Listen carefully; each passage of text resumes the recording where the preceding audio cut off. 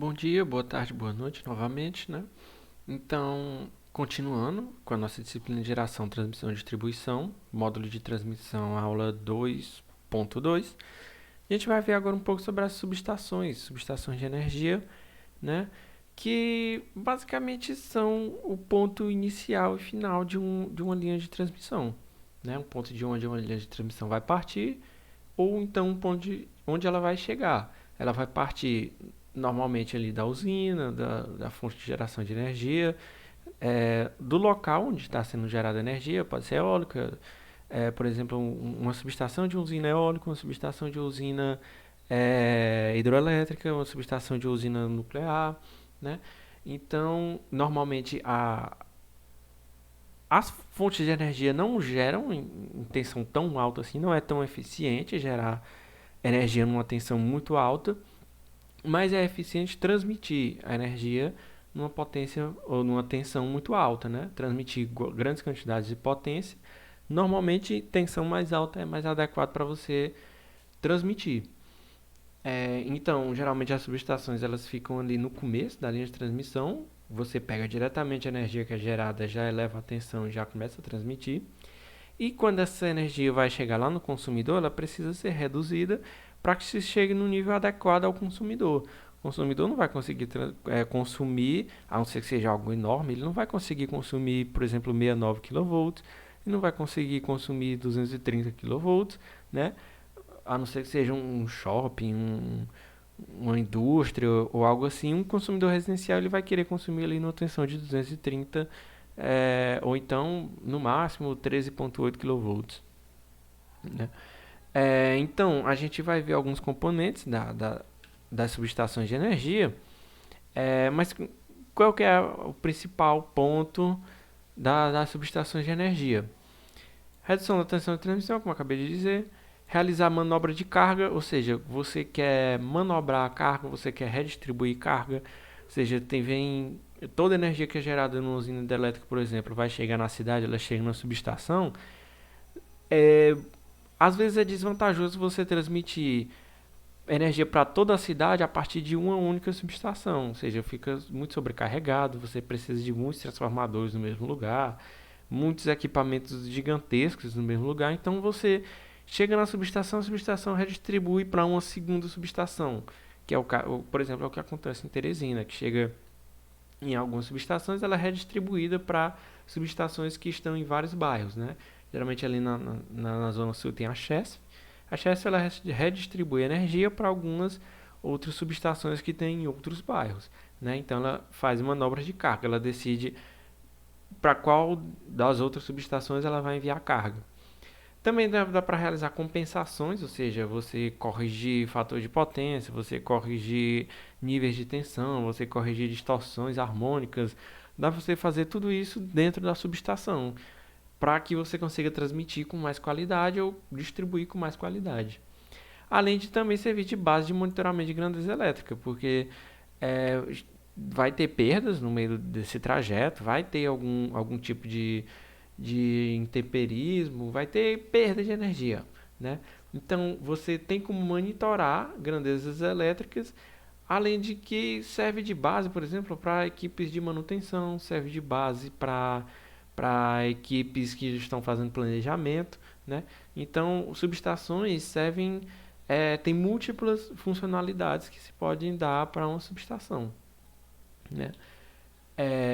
Os principais componentes das subestações que a gente vai assim passar por cima, não vai aprofundar nada, não vai detalhar cada um desses componentes, a gente vai falar um pouco sobre, que são travo, reator, bucha, TC, TP, para-raio, seccionador, disjuntor, capacitor, FECs, o que são FECs, né? E as barras, famosas barras do sistema. Bom, a gente vai começar por transformadores, né? Normalmente, transformadores que são utilizados ali na transmissão, eles vão de 5 MVA até 300 MVA, ou seja, não é aquele transformador de rua que tem lá no poste, né, da sua rua, não é aqueles transformadores ali, não chegam nem perto dessa potência, são transformadores enormes, né, para ter um senso de escala, isso aqui é uma pessoa, isso aqui é um transformador enorme, né. Isso aqui, eles são transportados aqui em carretas, são transportados de avião gigantesco, de navio, né? Eles podem operar até 765 kV, que é aquela faixa de tensão que eu disse que é até mais ou menos onde se é viável, onde se é vantajoso transmitir energia utilizando corrente alternada, né? Então, geralmente eles só vão até essa faixa de tensão, até porque fica muito complicado, porque para você atingir esse nível de tensão, você precisa de um espaçamento grande aqui entre as buchas, você precisa de um isolamento interno que vai se tornando cada vez mais caro, você precisa de resfriamento, por exemplo, esse aqui ele tem resfriamento mecânico, né? Transformador de resfriamento mecânico. Às vezes tem até resfriamento líquido ali, né? O próprio óleo do transformador ele serve como resfriante. Então, às vezes são transformadores a seco também, né? Não necessariamente precisa ser óleo. Então, vai se tornando cada vez mais complexo e mais caro produzir transformadores enormes e extremamente potentes, né? Então, normalmente eles estão nessa faixa e a função deles é justamente essa. Você pega a energia, geralmente que vem ali da geração, eleva essa tensão para chegar num nível de transmissão, onde é vantajoso você transmitir. Ou então, quando na subestação de chegada, onde você precisa reduzir essa tensão. Então, tem transformadores elevadores de tensão e transformadores redutores de tensão. Outro componente que a gente tem muito presente nas subestações é o reator em derivação, ou também reator shunt, como se chama também. Ele é empregado normalmente para compensar a reatância capacitiva natural da linha. Você pensar o que é uma linha de transmissão? Um condutor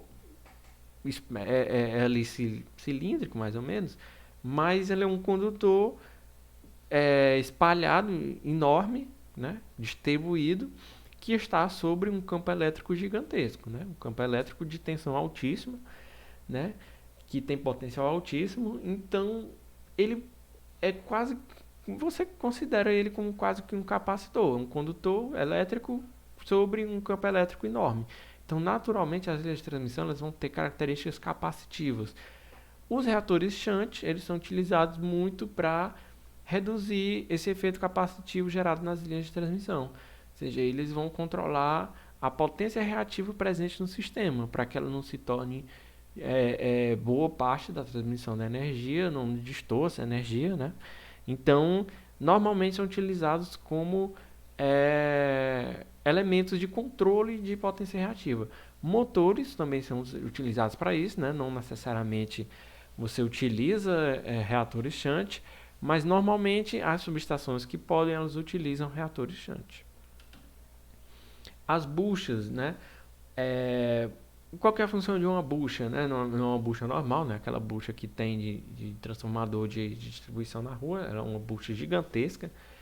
Ela é utilizada para conduzir tensão e corrente através de uma parede aterrada, ou seja, normalmente ali quando você tem subestações abrigadas, né, você precisa entrar com um alto nível de tensão dentro de um recinto, dentro de algo, você utiliza uma bucha para você passar por dentro da parede, isolar completamente, elas têm essa função isolante. Então a energia não vai passar por dentro da parede, ela não vai ser aterrada, ela vai ser conduzida pela bucha até determinada região, né? Ela serve como isolante em relação à sala que ela vai ser utilizada.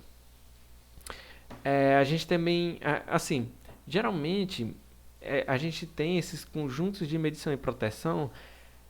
Eles são três componentes distintos, mas geralmente a gente observa eles sempre juntos, né? Porque eles são intimamente relacionados, que são o disjuntor, o TC e o TP, né? Então a gente vai ver um pouquinho mais de detalhes sobre cada um, mas para vocês saberem que geralmente eles vêm nessa configuração aqui, eles estão muito relacionados, quase nunca eles estão separados um do outro.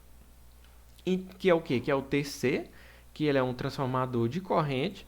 Ele é um transformador para instrumento, onde o rolamento primário é ligado em série a um circuito elétrico, produzindo a corrente no secundário proporcional à corrente no primário. Ou seja, ele é um equipamento que ele está em série com o circuito porque ele quer medir corrente.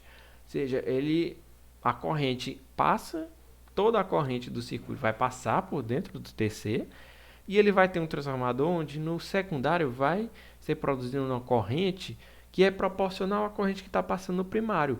Ou seja, quando a corrente do primário aumenta, a tensão refletida lá no secundário ela aumenta. Quando ela diminui, a do secundário também diminui. Ou seja, ela é um espelho da corrente, um espelho em menor escala da corrente que está passando no primário, que é justamente para você enviar essa corrente mais baixa para dentro de um equipamento de medição, né, de um relé, que vai ler essa corrente e vai ver se está tendo um surto de corrente, se está tendo afundamento de corrente, né? Então, ele é um instrumento de medição, ele serve para medir a corrente elétrica que está passando por aquele circuito, né? A gente também tem o TP, que é um transformador de potencial, que ele é diferente do transformador lá de tensão, de potência, como a gente chama. Por quê? O transformador, a função dele é prover sinal de tensão para equipamentos que apresentam elevada impedância de entrada. Ou seja, qual que é a função dele? É medir tensão. O TC mede corrente, a função do TP é medir tensão. Não, assim, dificilmente você vai encontrar um equipamento, eu acho que é impossível você encontrar um equipamento que meça 230 kV, né? Porque isso aí vai ser uma classe de tensão absurda, classe de isolamento absurda para montar um equipamento desse.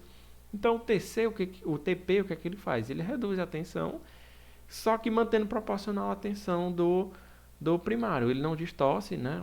Pelo menos não deve distorcer a tensão do primário, para justamente você ter um nível mais baixo de tensão do secundário e conseguir medir essa tensão com um equipamento que tem alta impedância de entrada, ou seja, um equipamento que visa medição, né? Geralmente, quando você escuta isso aqui, equipamentos com alta impedância de entrada são equipamentos de medição. São equipamentos que são projetados para não interferir com a tensão ou a corrente que eles estão tentando medir. Eles precisam ter essa alta impedância para não interferir no circuito ao qual eles vão ser inseridos, né? Porque normalmente eles são colocados em paralelo, né? Como a gente sabe, na medição de tensão é colocado em paralelo, então ele tem que ter uma altíssima impedância de entrada. E o outro elemento, que geralmente está juntinho do TC e do TP, é o disjuntor. Ou seja, o TP vai medir a tensão, vai servir para medir a tensão, o TC vai servir para medir a corrente, para alimentar o disjuntor com informações. Ou seja, o disjuntor ele vai interromper corrente de curto-circuito em curtíssimo intervalo de tempo. Ou seja, a função dele é abrir o circuito. Ocorreu um problema, abre o circuito. Ocorreu uma descarga elétrica na linha, abre o circuito. A linha quebrou e caiu no chão, abre o circuito.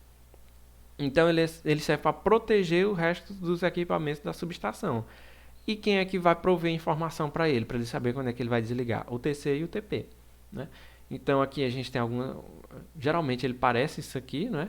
Então aqui são o local onde está ligada a linha de transmissão, né? Onde ele tem a capacidade de abrir as 3 fases do circuito, né? Aqui ele vai abrir, por exemplo, então ele vai encerrar a transmissão de corrente ou de tensão entre esses 2 terminais, assim que ele receber informações para tal, que geralmente o TC e o TP vão estar ligados num relé, que ele vai disparar um sinal para que o disjuntor abra, caso ocorra um problema. A gente tem também nas subestações esses componentes aqui, que eles são os para-raios, que geralmente eles têm essa bolinha aqui, você consegue identificar bem, né? Esses equipamentos assim, geralmente eles estão na entrada da subestação. Quando a linha chega na subestação ou quando ela vai sair, você vai ter para-raios lá. Qual é a função do para-raio?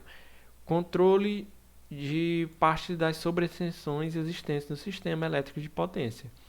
Não necessariamente ele precisa conter sobretensão de descargas elétricas atmosféricas. Ou seja, ele também serve para conter surtos de tensão que são naturais, que podem acontecer na linha, por um desligamento repentino ou por algum efeito capacitivo, surto que teve na linha, algum excesso de carga, o desligamento que aconteceu em uma linha adjacente vai gerar um surto de tensão numa linha que está próxima.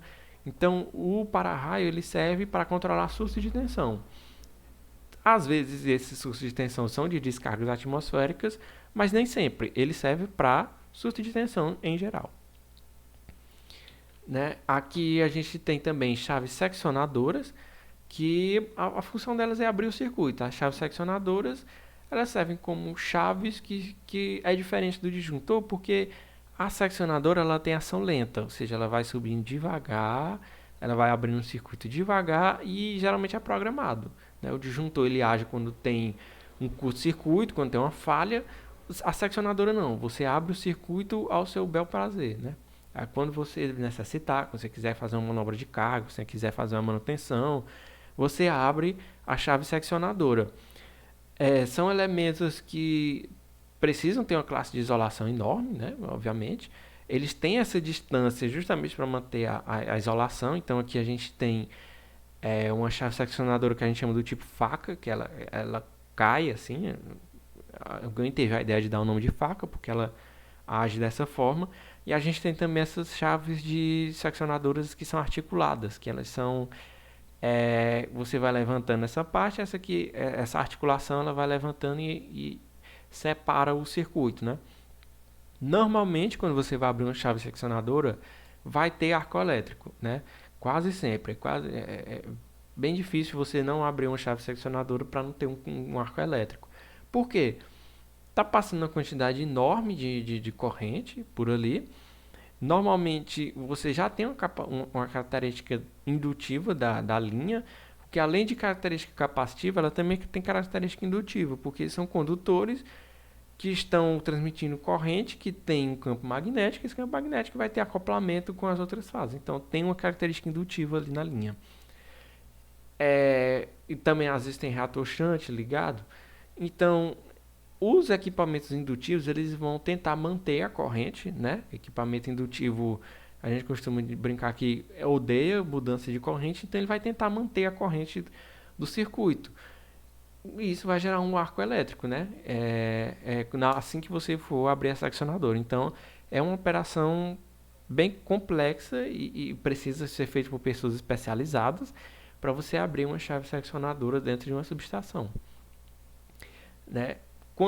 Geralmente, quando você é programado, eles abrem o circuito sem carga. Ou seja, eles já vão abrir quando já sabem que pelo menos o arco elétrico ou vai ser menor ou não vai ter.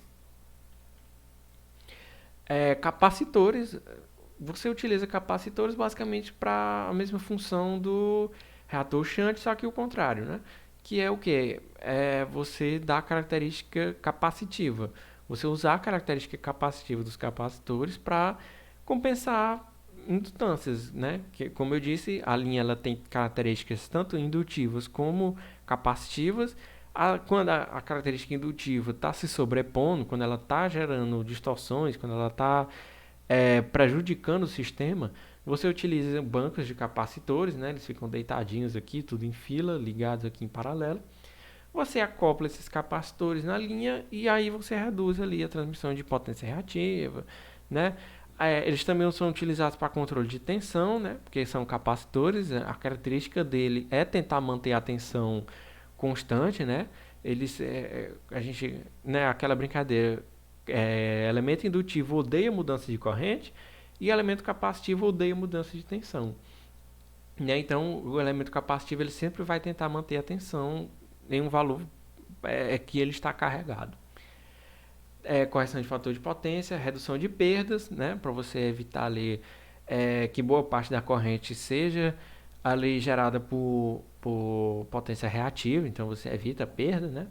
E também filtragem de harmônicos, que é outra coisa importante, que no circuito você vai ter distorção, você vai ter ali nunca vai ser perfeito, então você sempre vai ter um harmônico ali na rede, algum elemento que gera harmônicos na rede.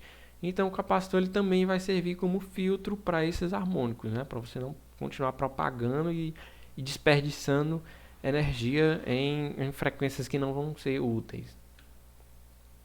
A gente tem também, agora já em subestações mais modernas, a gente tem esse tipo de sistema aqui que é o Flexible Alternating Current Transmission Systems, FACTS, né, que a gente costuma abreviar, que é o que? Utilização de eletrônica de potência em rede CA, que a gente basicamente utilizar esses componentes que a gente vem discutindo aqui, como por exemplo reatores de fase, transformadores, esses aqui são reatores shunt que a gente costuma dizer. Utilizar a eletrônica de potência para controlar de forma bem mais precisa Quando você vai usar esses equipamentos, você tem uma sala de controle para determinar o controle fino ali da potência reativa, o controle fino das harmônicas, né? Você monitorar e ter um controle bem mais ativo desses equipamentos que são passivos, né? Então é você realmente aplicar a eletrônica de potência para otimizar o sistema. Você às vezes utiliza até transformadores de estado sólido, né? Que são transformadores que utilizam a eletrônica de potência. Você tem todo um controle mais refinado da subestação, né? Você tem um sistema bem mais voltado à informação dentro da subestação. E por fim, a gente aqui vai ver basicamente esses elementos, né? Vão ter mais elementos, a gente não tem como cobrir tudo aqui, né? Eu recomendo fortemente que vocês visitem subestações, né? Quando vocês puderem, é bem legal visitar uma subestação. Um elemento que a gente vai ver agora é o barramento, que é o quê? O barramento é uma barra, né?